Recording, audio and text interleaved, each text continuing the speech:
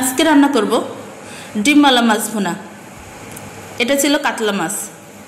মাছের ডিমে থাকা ভিটামিন ডি হাড় শক্ত করে এবং দাঁত মজবুত করে, উচ্চ রক্তচাপ নিয়ন্ত্রণে রাখতে সাহায্য করে। মাছের ডিম যাদের হাইপারটেনশন সমস্যা রয়েছে তাদের জন্য অত্যন্ত স্বাস্থ্যকর।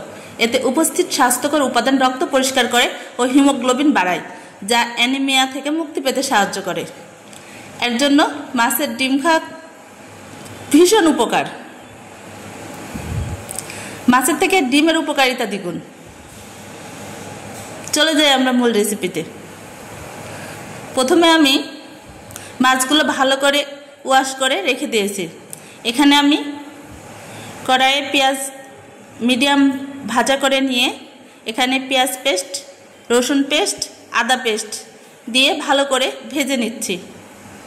মশলাগুলো খুব ভালো করে ভেজে নিতে হবে, নাহলে কাঁচা গন্ধ করবে। আমার মশলা ভাজা কমপ্লিট। এখানে আমি একটু পানি অ্যাড করে দিলাম,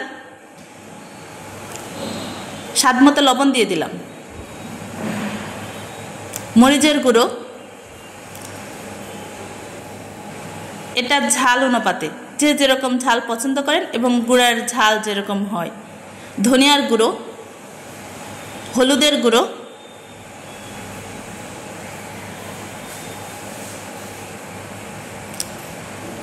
সব রকম গুঁড়া মশলা, জিরার গুঁড়ো, সবগুলো আমি অ্যাড করে দিলাম। এখন এগুলো ভালো করে ভেজে নিব 5 মিনিট। মশলা ভাজার মধ্যেই কিন্তু তরকারির মেন টেস্ট, এর জন্য মশলার দিকে নজর দিতে হবে। আমার মশলা ভাজা প্রায় কমপ্লিট, তেল উঠে এসেছে। এখন আমি মাছগুলো অ্যাড করব। মাছগুলো আমি এক পিস করে দিয়ে দিচ্ছি।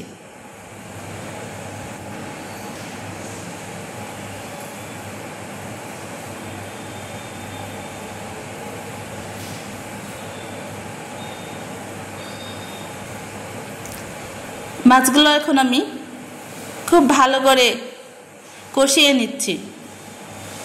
ভালো করে উল্টিয়ে পাল্টিয়ে দিতে হবে যেন মাছগুলো মশলার সঙ্গে ভালো করে মিশে যায়।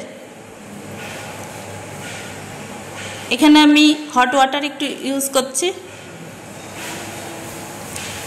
মাছগুলো কষানোর ক্ষেত্রে ভালো কাজ করবে।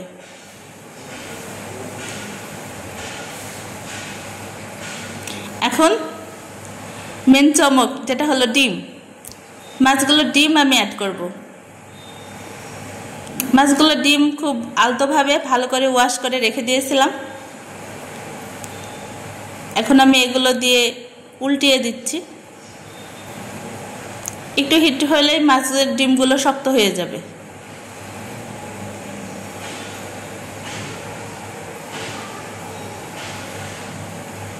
আবারও এটা ভালো করে কষিয়ে নিচ্ছি। এখানে আমি হট ওয়াটার ইউজ করলাম।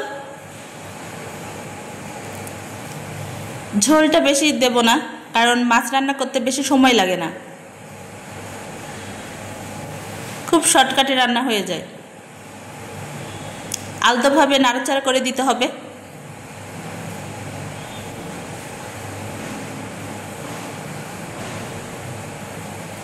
আমি আবারও ঢাকনা দিয়ে ঢেকে দিলাম। প্রায় 15 মিনিট পরে ফিরে আসব। এই তো আমার রান্না পানি শুকিয়ে গিয়েছে, প্রায় লাস্টের দিকে। এখন আমি জিরা ভাজার গুঁড়া অ্যাড করছি। এটা দিলে তরকারির স্বাদ বহুগুণে বেড়ে যাবে, যেমন স্মেল এবং খেতে খুব মজা হবে। আমার রান্না কমপ্লিট। এখন আমি একটা বাটিতে উঠিয়ে নিচ্ছি। দেখুন মাছের ডিমগুলো কেমন গোটা আছে।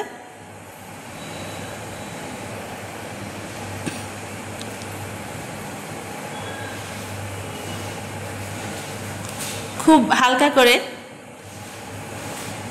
এটা উঠিয়ে নিতে হবে, না হলে কিন্তু মাছগুলো ভেঙে যেতে পারে।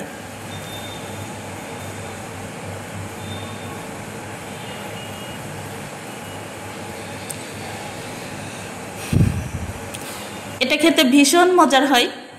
আপনারা অবশ্যই বাড়িতে রান্না করে খেয়ে দেখবেন। গরম ভাতের সঙ্গে